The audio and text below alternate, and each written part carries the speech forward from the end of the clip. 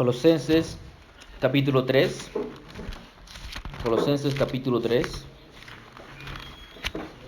Aquellos que les gustaría tomar un pedazo de papel, están por ahí en las sillas. Los que hay personas que sé que les gusta tomar notas, pueden tomar Rey. Ahí hay algunas y no sé si lo necesitan. Colosenses capítulo 3.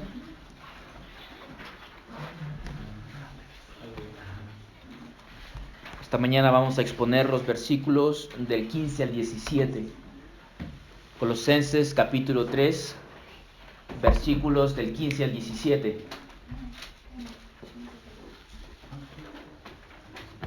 Colosenses capítulo 3, versículos del 15 al 17. Hemos estado ya exponiendo este libro desde el marzo, abril, más o menos por ahí, ¿no? Y hoy nos encontramos en el capítulo 3 de Colosenses y vamos a leer los versículos del 15 al 17. Colosenses 3, del 15 al 17. La palabra de Dios nos dice de esta forma, versículo 15: y que la paz de Cristo reine en vuestros corazones, a la cual en verdad fuisteis llamados en un solo cuerpo, y ser agradecidos. Que la palabra de Cristo habite en abundancia en vosotros, con toda sabiduría, y enseñándoos y amonestándoos unos a otros con salmos, himnos y canciones espirituales, cantando a Dios con acción de gracias en vuestros corazones. Versículo 17. Y todo lo que hacéis, de palabra o de hecho, hacedlo todo en el nombre del Señor Jesús, dando gracias por medio de Él a Dios el Padre. Que el Señor bendiga la exposición de su palabra. Querida congregación, nuestro Señor Jesucristo en Mateo 16 nos dijo que Él construiría su iglesia y que las puertas del Hades no prevalecerían contra ella. Aquí nuestro Señor se está comprometiendo a construir su iglesia, pero también Él nos está dando una promesa de que las puertas del Hades no prevalecerán contra la iglesia. Así que hay un compromiso de su parte y una promesa hacia nosotros. El Señor es el que construye su iglesia, hermanos. Y como ya sabemos, nosotros somos la iglesia, así que nosotros somos aquello que Él está construyendo. Hace un par de meses nosotros nos establecimos como iglesia local, pero hermanos, esto fue el hacer de Dios. Fue Dios el que nos unió, fue Dios el que nos puso juntos, el que está construyendo la iglesia aquí. Y mis hermanos, es un gran alivio para todos nosotros saber que Dios construye esa iglesia y no somos nosotros. Porque nosotros vamos a fallar. Nosotros somos pecadores y somos buenos para destruir cosas. Así que es bueno, ¿cierto? Es un alivio para nosotros esta tremenda responsabilidad. Así que Dios lo hace. Nosotros simplemente somos herramientas en las manos del constructor Jesucristo. Así que Él es el que construirá la iglesia. Y también aquí, como dije, tenemos la promesa de que ni el Hades, es decir, ni la muerte. Y según Hebreos 2:14, la muerte era el poder de Satanás. Es decir, que ni el poder de Satanás ni la muerte pueden prevalecer contra nosotros. No pueden detener a la iglesia. El evangelio, hermanos, se va a expandir. Va a llegar a todas partes del mundo. Esto es lo que Jesucristo dijo, ¿cierto? Y si Él lo prometió, hermanos, Satanás no puede hacer nada. Por esto es que Satanás nos dice Apocalipsis 20 que Él está atado para que no engañe a las naciones, para que el evangelio llegue a las diferentes naciones. Qué gran promesa tenemos de nuestro gran pastor, ¿cierto? De que ni Satanás, las huestes enemigas no pueden prevalecer contra nosotros. Mis hermanos, nuestro Señor Jesucristo, cuando murió en el Calvario, Él destruyó el poder de Satanás. Y hasta ahora, hasta este momento, Él nos preserva, Él nos guarda. Él tiene una herramienta que es muy poderosa, su palabra. A través de su palabra nosotros, hermanos, podemos conocer su voluntad. Su palabra nos mantiene firmes en la fe. Su palabra nos da esperanza. Su palabra nos santifica. Su palabra aumenta nuestra fe. Su palabra nos transforma a su imagen. Su palabra hará una obra en nosotros. hará la obra dentro de la iglesia. ¿Se dan cuenta que los domingos nosotros no traemos shows de teatros o de títeres y no estamos contando historias? Lo único que yo hago es predicar la palabra. Lo único que hago es leerla, explicarla y aplicarla. Eso es todo lo que hago. Y Jesucristo, a través de esto, hermanos, nos transforma a su imagen. Hace un par de semanas empezamos a predicar el capítulo 3 de Colosenses y hemos encontrado aquí un montón de imperativos, ¿cierto? De que el Señor nos manda a hacer cosas a la luz de lo que Él ya ha hecho por nosotros. Y mis hermanos, si nosotros obedecemos estos mandatos, nosotros podemos ser transformados a la imagen de Jesucristo. Y los mandatos que Pablo nos dan son mandatos que afectarán nuestras propias vidas y también nuestras relaciones interpersonales. Esta mañana, Pablo nos va a dar 3 ingredientes para que una iglesia sea cristocéntrica. Nosotros estamos buscando ser cristocéntricos. Yo quiero que la IBRP llegue a ser y sea una iglesia cristocéntrica, que Cristo esté al centro de absolutamente todo lo que hacemos. Desde que cantamos, participamos en la cena del Señor y predicamos, y después del servicio, todo, hermanos, tiene que estar centrado en Cristo. Así que el sermón de esta mañana se titula Una iglesia cristocéntrica. Y lo primero que Pablo nos dice es que la paz de Cristo tiene que reinar en la iglesia. Veamos el primer encabezado, ahí en sus hojas lo tienen, el primer encabezado. La paz de Cristo reine, que la paz de Cristo reine. Miren el versículo 15. Y que la paz de Cristo reine en vuestros corazones. La paz de Cristo, es decir, la paz que trae Cristo. La paz que ofrece Cristo. La paz que regala Cristo. La paz, hermanos míos, es una de las bendiciones más importantes que goza el creyente. En el Antiguo Testamento habían profecías acerca del Mesías, y ya sabemos que es Jesús el Mesías, y siempre lo relaciona con la paz. Por ejemplo, Isaías 9:6, al Mesías se le llama el príncipe de paz. Isaías 9:7 dice que el Mesías traería una paz imperdurable, o que él diga perdurable, una paz eterna, una paz que no tendrá fin. Nahum 1:15 dice que el Mesías vendrá a anunciar las buenas nuevas de paz. Y cuando Jesucristo nace, ¿se acuerdan de ese pasaje en Lucas capítulo 2? ¿Qué es lo que los ángeles hacen o dicen cuando Él nace? Los ángeles anuncian paz en la tierra entre los hombres. Cuando Jesucristo nace, hermanos, finalmente vino la paz para el hombre. Y esta paz, hermanos, no es como la paz de los hombres, que es momentánea y superficial, sino que la paz que Jesucristo vino a traer es una plena y eterna. Sabemos que hace poco las tropas de Estados Unidos dejaron a Afganistán. Esas tropas estuvieron en Afganistán por 20 años y esto traía paz a Afganistán. Pero ¿qué sucedió después de estos 20 años? El presidente de Estados Unidos llamó a las tropas que regresaran a su país. Y hermanos, en 2 días vino el caos sobre ese país, Afganistán. La paz se acabó. La gente estaban tratando de salir de sus países. ¿Por qué? Porque los talibanes venían a matarlos, especialmente los cristianos y los americanos. Esa paz, hermanos, fue simplemente momentánea y superficial, ¿cierto? Pero la paz que Jesucristo está trayendo es una paz eterna y plena. Jesús en Juan 16:33 dice que en Él podemos tener paz. Es decir, en unión a Él solamente existe la paz. Y en Romanos 5:1 dice, por tanto, habiendo sido justificados por la fe, tenemos paz para con Dios por medio de nuestro Señor Jesucristo. Noten, tenemos paz. No dice tendrás. Tienes ahora mismo paz para con Dios. Esto implica que antes de tener paz, de tener fe, antes de tener fe no teníamos paz para con Dios. Y hermanos, el incrédulo no tiene paz para con Dios. El incrédulo es enemigo de Dios.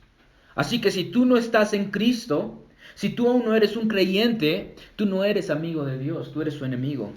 Dios no es por ti, está en contra de ti. Dios no te ve con agrado, te ve con enojo. Y esta es la verdad que las Escrituras nos enseñan. Pero Jesucristo vino a reconciliarte con Dios. Escucha lo que dice Romanos 5:10. Porque si cuando éramos enemigos, ahí está, ¿cierto? Éramos enemigos.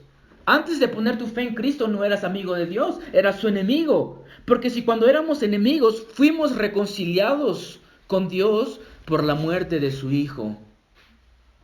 Una reconciliación tomó lugar en tu vida cuando pusiste tu fe en Cristo. El creyente, entonces, hermanos, es el único que realmente experimenta una paz plena y eterna. Y Cristo ganó esa paz para nosotros. Así que el creyente goza de paz para con Dios, pero también él goza la paz de Dios. No solamente tiene paz para con Dios, también goza de la paz de Dios, la paz que Dios ofrece. Jesucristo dijo en Juan 14:27, la paz os dejo, mi paz os doy. No os la doy como el mundo la da. No se turbe vuestro corazón ni tenga miedo. Yo te doy mi paz. ¿Y qué significa esto? Dice Jesucristo. De que ya no tienes que tener miedo. De que ya no debe de haber temor entre nosotros, en nosotros. Y Pablo en Efesios 4:7, él dice, y la paz de Dios que sobrepasa todo entendimiento, escuchen esto, guardará nuestros corazones y vuestras mentes en Cristo Jesús. Así que aquella persona que experimenta la paz que Dios ofrece, esta persona es alguien que vive con alivio en su alma, con tranquilidad en su alma, sabiendo que Dios su Padre lo va a proteger. Nosotros hoy podemos estar tranquilos, porque Dios, el Padre, nos ama con su amor paternal. Él no nos va a abandonar, ¿cierto? Él estará con nosotros hasta el fin del mundo. Así que nosotros, hermanos, a comparación del incrédulo, vivimos en paz. Gozamos de la paz que Dios ofrece. Así que tenemos paz para con Dios, pero también experimentamos la paz de Dios. Y hermanos, esa paz siempre se va a extender hacia los hermanos. Es decir, gracias a la paz que Cristo trajo a mi vida, yo ahora vivo en paz para con ustedes, que también son mis hermanos. Vayan a Efesios 2:14. Efesios 2:14. Efesios 2, Pablo nos habla acerca de lo que Jesucristo hizo, de cómo Él destruyó el muro intermediario. Miren el versículo 14. Efesios 2:14 dice, porque Él mismo es nuestra paz. Jesucristo, ¿cierto? Él es nuestra paz, dice, quien de ambos pueblos hizo uno, es decir, de los judíos y de los gentiles, Él hizo un solo pueblo, derribando la pared intermediaria de separación, aboliendo en su carne la enemistad, la ley de los mandatos expresados en ordenanzas, para crear en sí mismo de los dos un nuevo hombre, estableciendo, ¿qué cosa? La paz. Antes de Jesucristo, antes del Evangelio, el judío y el gentil no vivían en paz. No vivían en paz. Hemos hablado hace poco, ¿cierto?, acerca de los bárbaros y los griegos. No vivían en paz. Pero cuando el Evangelio llegó a sus vidas, ¿qué sucedió? Cristo estableció paz entre ellos. Por eso nosotros podemos vivir en paz con americanos que son creyentes, con chilenos que son creyentes. Y sabemos que los peruanos tienen una guerra muy grande con los chilenos, ¿cierto? Pero sin embargo, hermanos, nosotros podemos vivir en paz con ellos si son creyentes. Estoy seguro que entre ustedes hay personas que tienen hermanos en Cristo que son chilenos y los aman con el amor de Cristo, ¿cierto? Esto es lo que Jesucristo ha hecho por nosotros. Ha traído paz a esta iglesia. Esta es la paz de Cristo, Pablo, que diga, hermanos, que Pablo nos menciona. Y Pablo nos exhorta a que esta paz reine en vuestros corazones. La palabra reine aquí es la palabra gobierne. La Reina Valera lo traduce así. Esta palabra se usaba para describir la actividad de un árbitro en el momento de decidir el resultado en una competencia. Ustedes seguramente han visto los maratones, cuando hay personas corriendo y ya están casi llegando a la meta, ¿cierto? Y hay dos personas que están bien cerca, ¿cierto? Y cruzan la línea y nadie realmente sabe quién llegó primero, ¿cierto? Pero hoy en día hay cámaras que toman fotos o que graban los videos y uno puede ir a ver el video y uno puede ver quién realmente llegó a la meta primero, ¿cierto? Este es un árbitro y él decide el final en una competencia. Así que esta palabra se refiere a esto. De aquí la palabra también llegó a significar control o el factor decisivo. ¿Okay? La palabra reina aquí significa el factor decisivo. ¿Okay? Pablo frecuentemente, disculpen, noten lo que Pablo dice. Noten lo que Pablo dice: reine en vuestros corazones. Lo que Pablo está diciendo, hermanos, es que la paz que los colosenses experimentaban gracias a Cristo debe de funcionar como el factor decisivo, como un árbitro en sus vidas personales. Es obvio que en nuestro contexto Pablo está hablando acerca de las relaciones personales dentro de la iglesia. En el versículo 9 de Colosenses, si pueden regresar a Colosenses, en el capítulo 3, versículo 9, dice: no mintáis los unos a los otros. En el versículo 12 vemos otra vez que nos llama a ponernos de virtudes como la bondad, la humildad, y esto obviamente que afecta a la iglesia. Luego en el versículo 13, soportados unos a otros, perdonándoos unos a otros. Así que lo que Pablo está diciendo aquí es que la paz de Cristo debe reinar dentro de la iglesia. Debe de afectar nuestras relaciones personales dentro de la iglesia. ¿Y cómo? ¿Cómo la paz de Cristo puede reinar dentro de la iglesia? Cuando la paz funciona como ese árbitro. Es decir, que la paz que caracteriza al nuevo hombre debe estar presente en lo más profundo de nuestro ser y gobernar todas mis acciones en relaciones con los otros hermanos dentro de la iglesia. Como dice el comentarista Douglas Moo, él dice: sin sacrificar nuestros principios, los creyentes deben relacionarse unos con otros en una manera que facilite y demuestre la paz que Cristo ha asegurado por ellos. Ahora, lo más probable es que todos aquí están pensando esto: si yo siento paz acerca de una decisión que voy a tomar, entonces seguramente es la que Dios quiere para mí, ¿cierto? Muchas veces nosotros hacemos este tipo de cosas. ¿Por qué tomaste esa decisión, hermano? Es que sentí paz en mi corazón. ¿Por qué hiciste esto? ¿Por qué dijiste aquello? Es que yo sentí paz en mi corazón. ¿Y qué está sucediendo aquí? Estamos confiando en nuestros corazones. ¿Y qué dice la Biblia? No confíes en tu corazón. ¿Por qué? Porque el corazón es pecaminoso. Es un miembro que es malo. Así que nosotros actuamos contrario a la cultura, porque la cultura nos dice: sigue tu corazón, ¿cierto? Sigue tus instintos naturales. Pero la Biblia dice: no, eso es lo peor que puedes hacer, no confíes en tu corazón. Entonces, ¿a qué se refiere Pablo con la paz de Cristo que reina entre nosotros? Se refiere a esto, hermanos: que cada vez que nosotros tengamos que tomar una decisión o vamos a decir algo, siempre tenemos que preguntarnos: ¿va a fomentar esto paz entre yo y mi hermano? Porque muchas veces nosotros decimos cosas y eso es como lo pensamos. Lo voy a decir aun si se enoja conmigo, porque esa es la verdad y lo voy a decir. ¿Cierto que hacemos eso?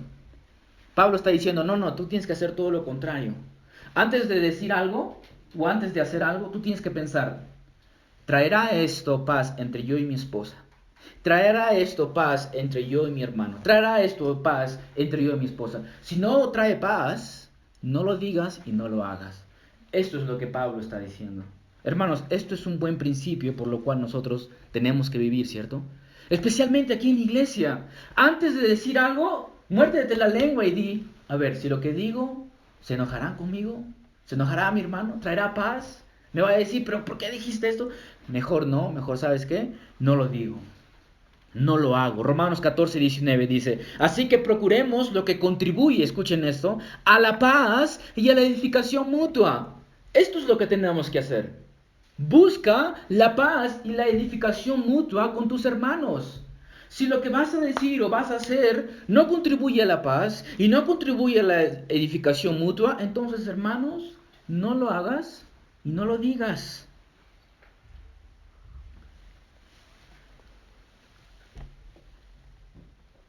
Y hermanos, noten lo que Pablo dice.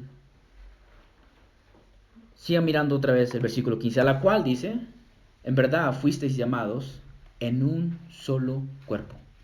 Nosotros, hermanos míos, hemos sido llamados a vivir en paz entre nosotros, como un solo cuerpo. Pablo frecuentemente usa la palabra llamados para referirse al llamado especial de Dios sobre cada uno de ustedes. Dios a cada uno de ustedes los ha llamado de las tinieblas a la luz. Los ha salvado.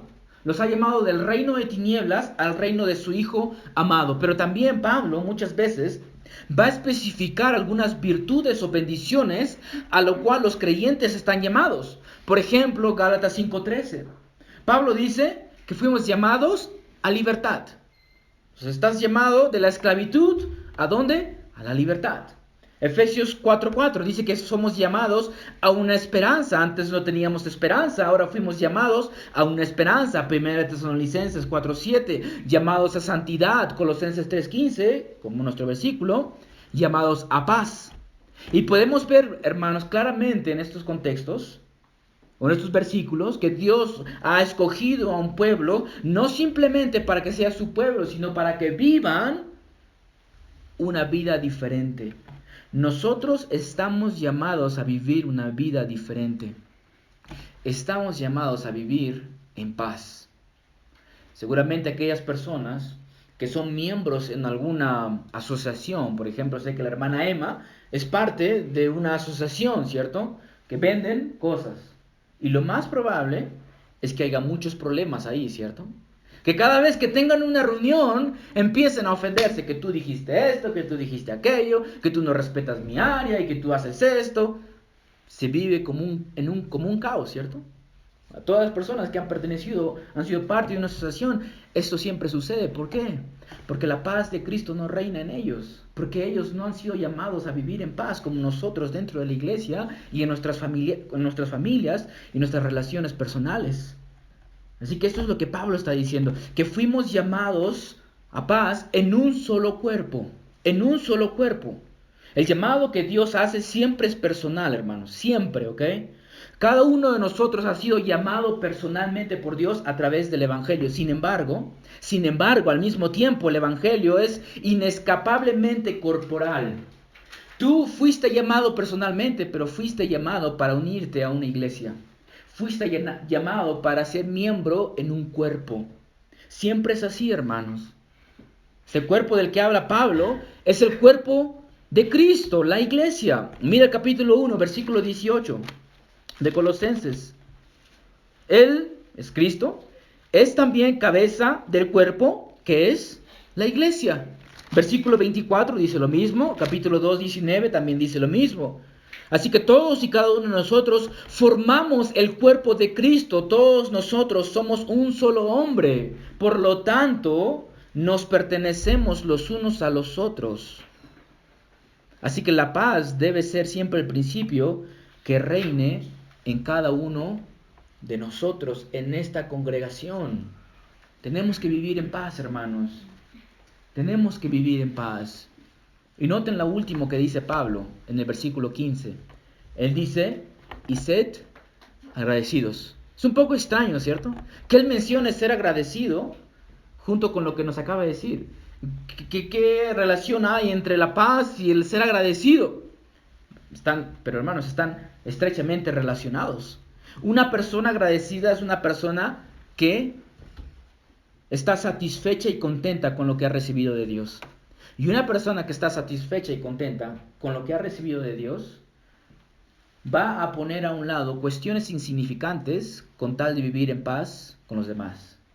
¿Se dan cuenta cómo está conectado? Estás agradecido con lo que tienes y con lo que no tienes. Si no tienes, eso significa que Dios no te lo ha dado. Y si no te lo ha dado es porque Él en su infinita sabiduría piensa que no es bueno que lo tengas. ¿Estás contento con eso? Muchas veces solo pensamos o estamos contentos con lo que tenemos. Pero ¿alguna vez te has puesto a pensar que deberías estar contento con lo que no tienes también? Señor, gracias porque no tengo una casa de 5 pisos. Porque tú en tu sabiduría no me lo has dado. Porque cree usted, Dios, que no es bueno para mí. ¿Estás contento con lo que no tienes? ¿Saben cuál es una de las razones por la que muchas personas no son agradecidas? Es porque casi siempre solo pensamos en lo que no tenemos y no pensamos a menudo en lo que sí tenemos. Casi siempre estamos pensando, ¿por qué no tengo esto? ¿Por qué no tengo un mejor trabajo? ¿Por qué no gano este dinero? ¿Por qué no tengo un carro? ¿Por qué no tengo esto? Y siempre estamos en eso, ¿cierto? pero nunca, casi siempre nos ponemos a pensar en todo lo que hemos recibido. Hay una gran diferencia económica entre nosotros. Esto está muy claro, hermanos. ¿Ok? Sin embargo, todos aquí hemos recibido la misma gracia. Todos aquí hemos recibido al mismo Cristo. Todos aquí hemos recibido al mismo Espíritu Santo, la misma salvación, el mismo Padre, todas las mismas bendiciones. Yo no he recibido más del Espíritu Santo de lo que tú has recibido. Yo no he recibido todo lo que es el Espíritu Santo y tú has recibido solo un dedo del Espíritu Santo. No, hermanos. Todos hemos recibido absolutamente lo mismo. Todos aquí tenemos más de 1000 razones para dar gracias a Dios. Y no solamente darle gracias a Dios por lo que Él nos da, sino también por lo que Él nos da a través de otras personas.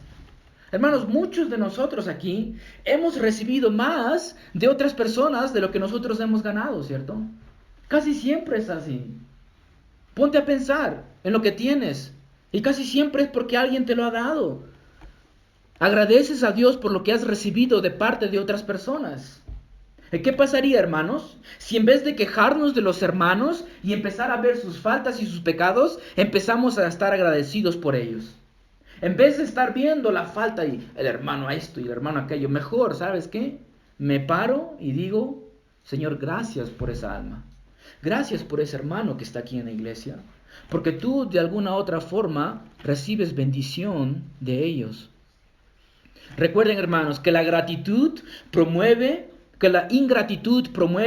amargura y división, mientras que la gratitud promueve la paz y la unidad en la iglesia. ¿Quieres tener una iglesia amarga y dividida? Entonces no seas agradecido. Una persona ingrata, hermanos, lo único que va a hacer dentro de la iglesia es crear divisiones. Pero una persona que está agradecida va siempre a promover la paz y la unidad en la iglesia. ¿Estás agradecido? ¿Estás contento con lo que Dios te ha dado y no te ha dado? Así que, hermanos, que reine la paz en nuestros corazones. Seamos pacificadores, busquemos la paz, busquemos la unidad el uno con el otro, como dice Salmo 34:14. Apártate del mal y haz el bien. Busca la paz y síguela. Busca la paz. Esto es algo intencional de parte de nosotros. Nosotros tenemos que buscar aquello que va a promover la paz entre todos nosotros. No solamente estamos llamados a vivir en paz el uno con el otro, sino también llamados, hermanos, a promover la paz entre otros hermanos. Si escucho que mi hermano está molesto con mi otro hermano, entonces, ¿qué hago como pacificador? Busco reconciliarlo, ¿cierto? Busco hablar con ellos, hermanos. ¿Por qué está pasando esto? Recuerdo en Estados Unidos, visité una iglesia hace mucho tiempo. Y en esta iglesia llegué a conocer un peruano. Él es de Lima, él tiene su esposa de Cuba, tiene una familia. Así que con el tiempo esta iglesia se dividió. De hecho está cerrada ya la iglesia. Y uno de los hermanos de esta iglesia con su familia fueron miembros, son miembros hasta ahora de la iglesia que nos envió como misioneros. Mientras que mi hermano peruano se fue a otra iglesia. ¿Por qué? Porque estaba peleado con el hermano que visitó nuestra iglesia y que ahora es miembro. Así que cuando yo visitaba los Estados Unidos, veía a este hermano en la iglesia porque era miembro, pero también iba a visitar a mi hermano, que es peruano, como dije, a su casa. Y yo sabía que habían problemas entre ambos. Así que yo decidí conversar con ambos. Y llegué a conversar con Alex, se llama él. Le dije, hermano, no puedes estar así. No puedes estar así. Es tu hermano en Cristo. Y él me decía, sí, hermano, antes de que hubieran estos problemas éramos muy buenos amigos. Y era triste, ¿cierto? Así que le dije, hermano Alex, yo quiero que tú te reúnas con él. Y se reunieron y ahora Alex es miembro de nuestra iglesia en Estados Unidos. Y volvieron a ser amigos. Entonces, hermanos, nosotros estamos llamados a buscar la paz entre los hermanos. Y va a suceder que va a haber problemas acá. Algunos van a estar enojados con otros. Esto es natural. ¿Por qué? Porque somos pecadores. Pero como pacificadores, ¿qué vamos a hacer? Buscar y promover la paz entre ellos. Así que lo primero que abunda, hermanos, para que la iglesia sea cristocéntrica es la paz de Cristo. Lo segundo que Pablo nos dice es que también tiene que abundar la palabra de Cristo. Veamos el segundo encabezado. La palabra de Cristo abunde, versículo 16. Que la paz de Cristo, dice Pablo, habite en abundancia en vuestros corazones. La palabra de Cristo, es decir, la palabra acerca de Cristo, el mensaje que tiene a Cristo y su obra al centro. Y hermanos, toda la Biblia es acerca de Cristo. Absolutamente toda. Desde Génesis hasta Apocalipsis, todo es acerca de Cristo. En otras palabras, lo que Pablo está diciendo es que toda la Biblia abunde en nosotros. Habite en abundancia en vosotros. La palabra habite aquí significa estar en casa. Pablo está diciendo que la palabra de Cristo debe encontrar morada o habitación permanente en nosotros. La palabra de Cristo, la palabra de Dios tiene que morar en ti, hermano mío. Tiene que habitar permanentemente en ti. Y dice, habite en abundancia. No solamente un poco, no, sino abundantemente. La palabra de Cristo tiene que impregnar cada área de la vida del creyente hasta que tome control de todo pensamiento, palabra y acción. De esta forma tú tienes que estar saturado de la Biblia. A tal punto, hermanos, que todo lo que pienses, que toda palabra que digas y toda acción que hagas, la palabra de Cristo esté ahí, presente. Habite en abundancia en vosotros. Algunos dicen que Pablo, cuando dice aquí vosotros, se refiere a cada uno de ustedes, de nosotros, individualmente. Otros dicen que Pablo se refiere a todos corporalmente, como un solo hombre, como la iglesia. Creo que según el contexto, la segunda opción es la más adecuada. Que la palabra de Cristo habite en todos nosotros. Pero hermanos, jamás la palabra de Dios va a abundar en la iglesia si primero no abunda en ti. ¿Cierto? Porque la iglesia está conformada de individuos. Así que para que la iglesia esté saturada de la palabra de Cristo, tú tienes que estar saturado de la palabra de Cristo. Vive la palabra de Cristo en ti. ¿Está tu vida saturada de las Escrituras? Puedes decir con el salmista cuando él dijo en el Salmo 119, ¿cuánto amo tu ley? Escucha esto. Todo el día es ella mi meditación. Puedes decir eso. Puedes decir que meditas en las Escrituras todos los días. Hermanos, esto va mucho más allá de simplemente leer las Escrituras. Se trata de saturarse de las Escrituras, saturarse a tal punto que si te corto en cualquier parte de tu cuerpo, tú sangrarías Biblia. Si te corto en cualquier parte, ¿sangrarías Biblia? ¿Saldrían versículos de ti? Esto es lo que Pablo está diciendo. Que tu vida esté tan saturada, hermanos, que lo único que sale de tu boca son las Escrituras. Debemos de saturarnos de las Escrituras, leyéndolas. Lees las Escrituras a diario. Lees las Escrituras a diario. Y he encontrado que esto es el problema de muchos cristianos, que no leen su Biblia todos los días. Y siempre le pregunto, ¿has desayunado hoy? Sí, hermano. ¿Has almorzado hoy? Sí, hermano. ¿Has cenado hoy? Sí, hermano. ¿Y no has alimentado tu alma hoy? No, hermano. Tenemos que saturarnos, hermanos. Y tiene que empezar en casa, individualmente, leyendo las Escrituras, meditando en ellas, orando las Escrituras, hermano. Oras las Escrituras. ¿Y cómo hago esto, hermano? Abre Salmos, empieza capítulo 1. Cuán bienaventurado es el hombre que no anda en consejo de impíos. Señor, le pido, Dios mío, que usted me guarde del consejo de los impíos. Y ya empiezas a orar. Ora las Escrituras. Canta las Escrituras. Escucha prédicas. Durante el día, madres de familia, si están cocinando, pónganse una prédica, escuchar una prédica. Y no tiene que ser necesariamente una prédica mía. Hay muchos pastores hoy en día que nos pueden dar teología fuerte, teología rica. Escuchen prédicas. Hermanos, si están manejando en su carro, si van en la combi, escuchen una prédica, escuchen una canción. Lean libros que les enseñen acerca de su fe.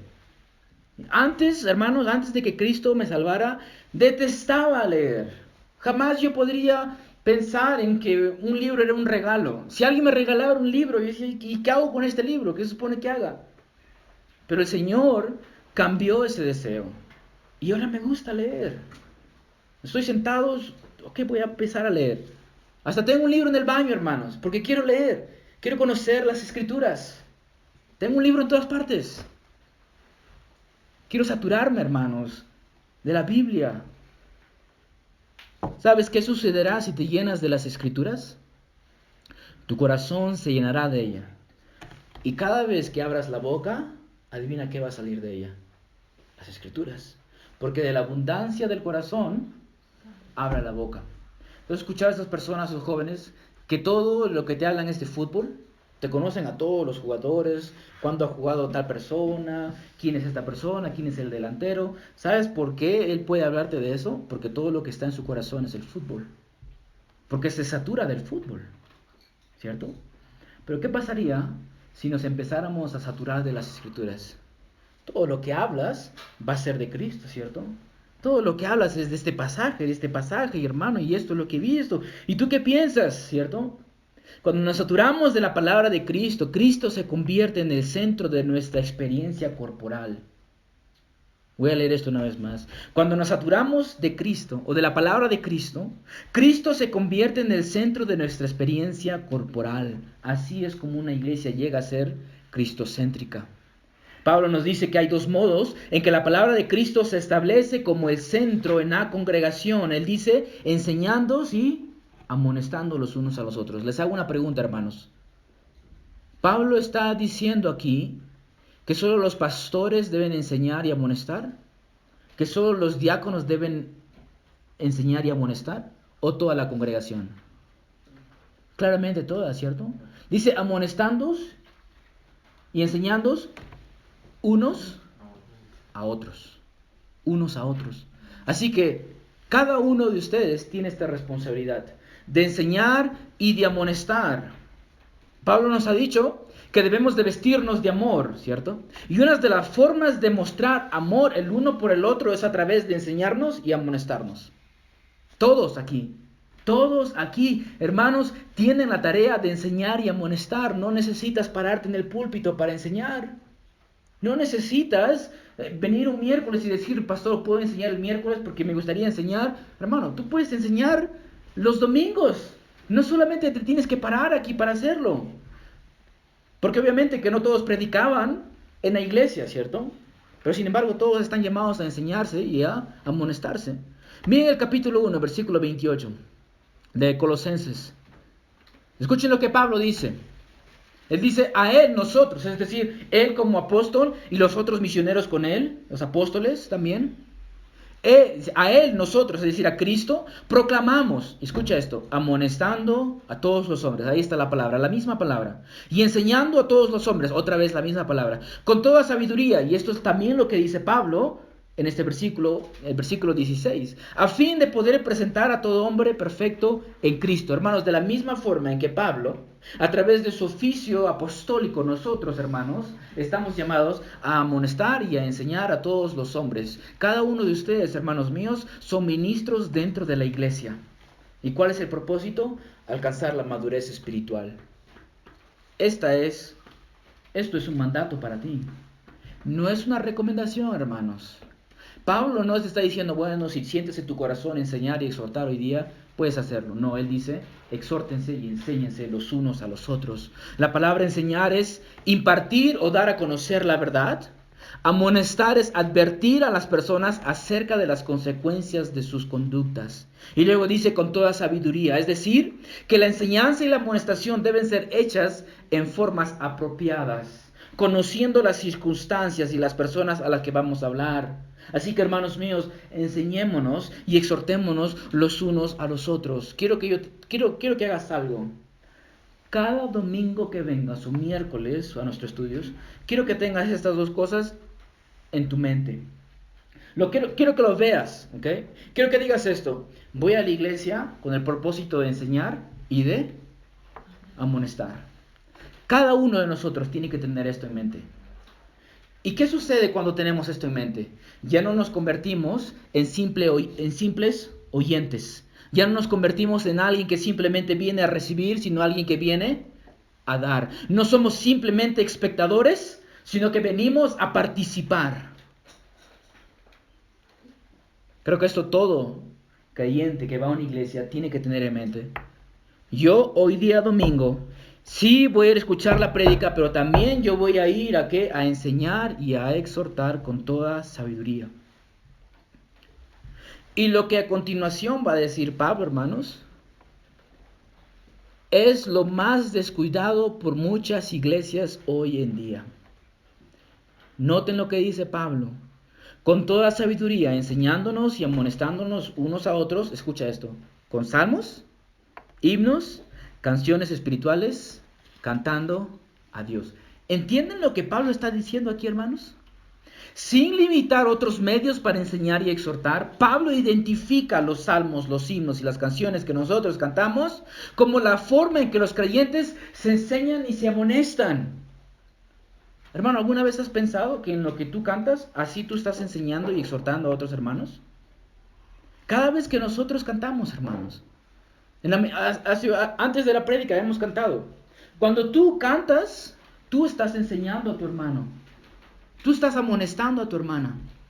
Esto significa, hermanos, que lo que nosotros cantamos es muy importante, ¿cierto? No solamente es importante el contenido de los sermones, también el contenido de lo que nosotros cantamos. Lo que nosotros cantamos debe salir de las Escrituras, deben contener verdades evangélicas. Lo que canta la iglesia, hermanos, debe ser escogido a la luz de las Escrituras. Lo que más debe de importar y tener prioridad dentro de la iglesia, hermanos, es el contenido de nuestras canciones. No el ritmo ni los instrumentos. Pablo no está mencionando nada de estas cosas. Ahora, no estoy diciendo que no es importante tener instrumentos, que no lo podemos usar. No estoy diciendo esto. Los instrumentos deben estar sometidos a las letras que cantamos. Los instrumentos no deben detenernos de cantar y alabar. Los que han venido temprano, no utilizamos instrumentos, pero aún cantamos, ¿cierto? Ahora, no estoy diciendo que nunca vamos a tener instrumentos aquí. Me gustaría que podamos tocar el órgano, la guitarra, ¿cierto? Sería bonito, pero no lo tenemos y esto no nos impide de poder cantar, ¿cierto? Los instrumentos pueden llegar a ser un problema en una iglesia. ¿Cómo? Lo que Pablo dice es que nosotros nos enseñamos y nos amonestamos con lo que cantamos. Eso significa, hermanos, que tenemos que escucharnos cantar, ¿cierto? Así que podemos ver dos cosas aquí. Le doy dos principios. Si los instrumentos causan que no pueda llegar a escuchar a la congregación cantar, entonces los instrumentos nos están impidiendo obedecer al Señor. Si yo te enseño y te amonesto a través de lo que canto, pero la música, los instrumentos, el sonido es mucho más fuerte que tú no logras escucharme, entonces no estoy obedeciendo lo que Pablo dice, ¿cierto? Así que puede ser un problema los instrumentos. 2. Si Pablo con su autoridad apostólica nos manda a enseñarnos y amonestarnos mutuamente con lo que cantamos, entonces adivina qué, debes de cantar. Debes de cantar. No puedes estar ahí, oh Dios eterno, tú... No puedes estar cantando así, porque si no te escucho, ¿cómo me estás enseñando y amonestando? Tienes que cantar, tienes que elevar tu voz, así es como tú obedeces este mandato. Y a nadie le importa si cantas con gallos o no, porque no cantas a mí primeramente, lo cantas a Dios, ¿cierto? ¿Alguna vez ustedes han pensado en eso? Que en lo que nosotros cantamos, enseñamos y amonestamos. Hoy día, por ejemplo, el himno 338 que nuestro hermano Rey nos dijo para cantar, estaba pensando en eso. 338 era, ¿cierto, Rey? Voy a encontrarlo acá. 338 dice: junto a la cruz do murió el Salvador, por mis pecados clamé con fervor, qué maravilla, Jesús me salvó, a su nombre gloria. Esto es teología, hermanos. Jesús me salvó, dice.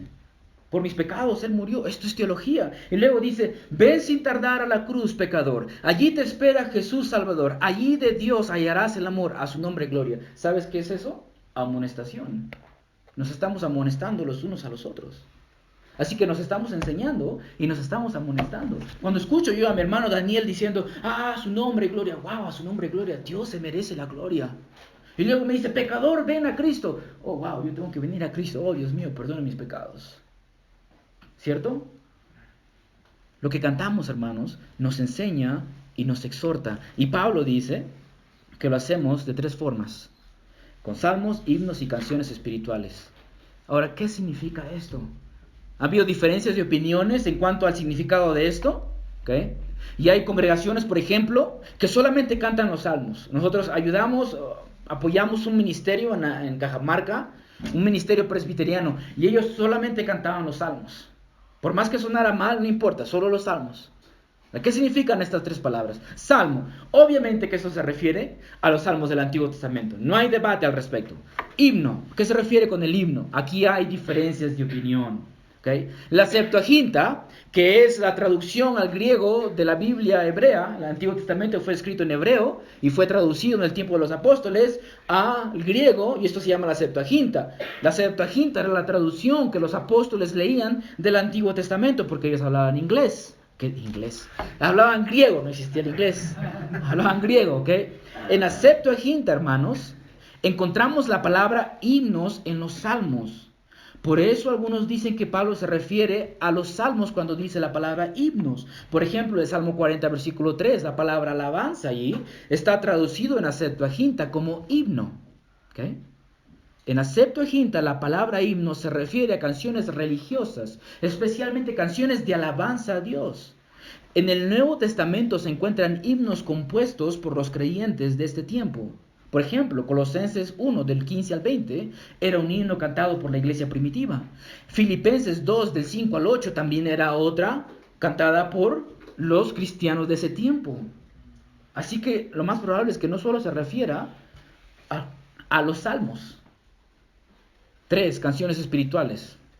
Ustedes van a ver en algunos de los títulos de los salmos que van a encontrar la palabra cántico, canciones. Por ejemplo, en el Salmo 65 hasta el 68, en los títulos van a decir Salmo, cántico de David. ¿Okay? Y así que algunas personas dicen, ¿ves? Se refieren a los salmos. Así que la palabra salmo, himno y cántico se refieren a los salmos nada más. ¿Okay?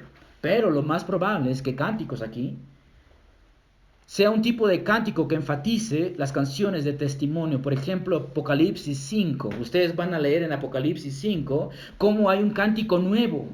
Y no era un salmo.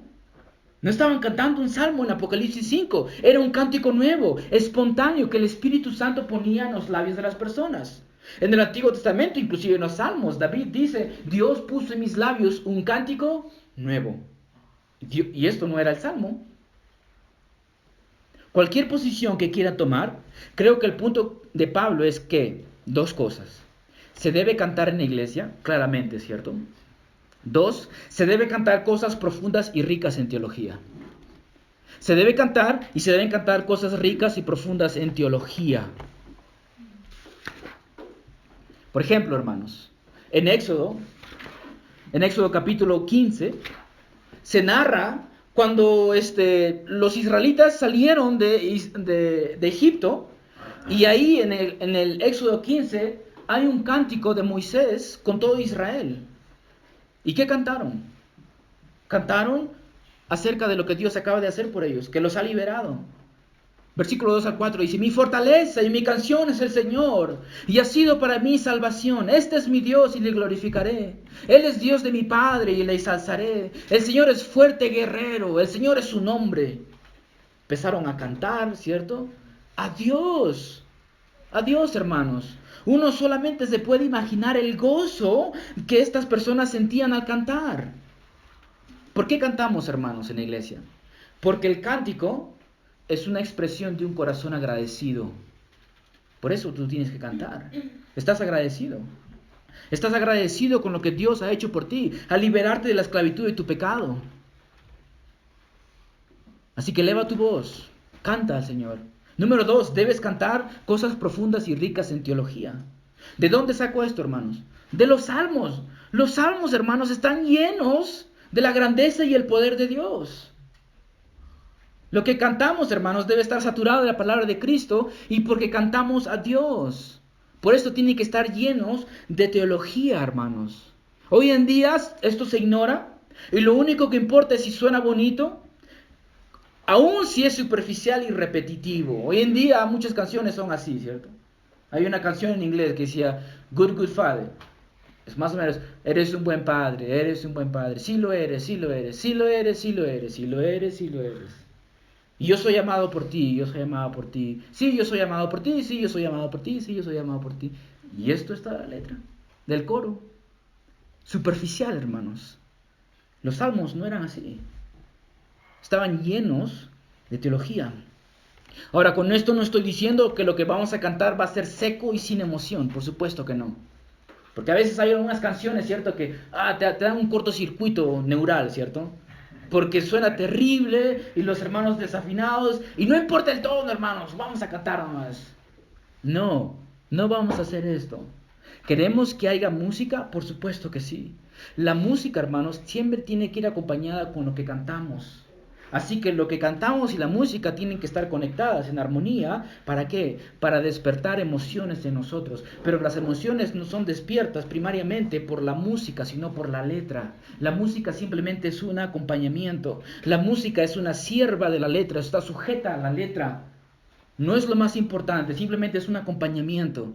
Lo que tiene que despertar mis emociones, hermanos, son las letras de la música, de las canciones.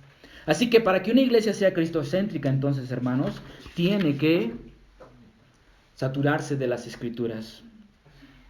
Veamos el punto número 3, y esto lo vamos a hacer muy rápido. El nombre del Señor en todo. Para que una iglesia sea una iglesia cristocéntrica, el nombre del Señor en todo. Todo lo que hagamos, miren el versículo 17. Y todo lo que hacéis, de palabra o de hecho, hacedlo todo en nombre del Señor Jesús. Todo lo que hacéis, dice, palabra o hecho. Esto significa o esto abarca cada área de la vida cristiana. Hacedlo todo en el nombre del Señor. Hermanos, esto no significa que cada vez que digas o hagas algo tienes que decir en el nombre del Señor. Como hay a veces algunos hermanos, ¿cierto? Que cada vez que alguien dice algo, amén, gloria a Dios, aleluya, Señor. Hermanos, el hecho de decir el nombre de Jesús al final de una oración o al final de que hagas algo, no significa que se convierta espiritual. ¿Okay? No significa que hagas algo y digo, en el nombre del Señor lo voy a hacer. Se convirtió en espiritual. No, hermanos, no es una fórmula mágica. ¿Okay? Entonces, ¿qué significa, hermano? El comentarista William Hendrickson dice que significa hacer todo, escucha esto, en relación vital a Él.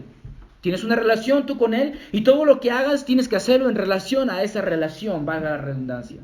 Es decir, en armonía con su voluntad revelada, en sujeción a su autoridad y en dependencia de su poder. Lo voy a leer una vez más. En armonía con su voluntad revelada. Lo que vas a hacer está en armonía con su voluntad revelada, en sujeción a su autoridad. ¿Estás obedeciendo lo que Él dice? Y en dependencia de su poder, es decir, que nada puedes hacer sin Él. O como dice Pablo en 1 Corintios 10:31, entonces ya sea que coman o que beban o que hagan cualquier otra cosa, háganlo todo para la gloria de Dios. Así que cuando hagas algo, digas algo, pregúntate, ¿traerá esto gloria a Dios? Hacerlo todo en el nombre del Señor Jesús, dando gracias por medio de Él a Dios el Padre. Pablo menciona 7 veces el agradecimiento en esta carta, hermanos. 7 veces. Así que parece ser que es muy importante, ¿cierto? Esto debe ser una característica de todo creyente. Y noten cómo termina el apóstol Pablo esta sección de su carta. Hasta aquí acaba una sección. La próxima semana empezamos otra sección. Y mira cómo acaba Pablo. Por medio de Él, es decir, Cristo, a Dios el Padre. Agradece por medio de Él a Dios el Padre. En otras palabras, para nuestro apóstol, hermanos, Jesucristo es la razón por la que nosotros podemos acercarnos a Dios. Dios se aproxima a este mundo salvíficamente solamente a través de su Hijo Jesucristo. Y nosotros, hermanos, tenemos acceso a Dios gracias a lo que Cristo ha hecho. Pablo, una vez más, nos muestra la preeminencia y la todosuficiencia de nuestro gran Redentor. Querida congregación, Cristo es suficiente. Y Pablo nos estaba enseñando esto, sermón tras sermón, ¿cierto? De que Cristo es suficiente. Así que, hermanos, para que la iglesia sea una iglesia centrada en Cristo, tenemos que vestirnos de la paz de Cristo. Que la paz de Cristo reine en nosotros. Que su palabra abunde en nuestros corazones y que todo lo que hagamos o digamos, lo hagamos en el nombre de Jesucristo. Vamos a orar, hermanos. Oh Dios mío, le damos gracias. Damos gracias porque su preocupación es que esta iglesia sea cristocéntrica. La única forma, Señor, en que esta iglesia sea cristocéntrica es si la paz de Cristo reina en nosotros, si su palabra, Padre mío, abunda en nuestros corazones a tal punto de que todo lo que hablamos es de Cristo, de su palabra, y que todo lo que hagamos sea en su nombre. Dios mío, ayúdenos a poner en práctica esto. Es tan fácil decirlo, pero lo que es difícil es hacerlo. Pero con usted todo es posible. Descansamos en sus promesas. En el nombre de Cristo Jesús oro. Amén.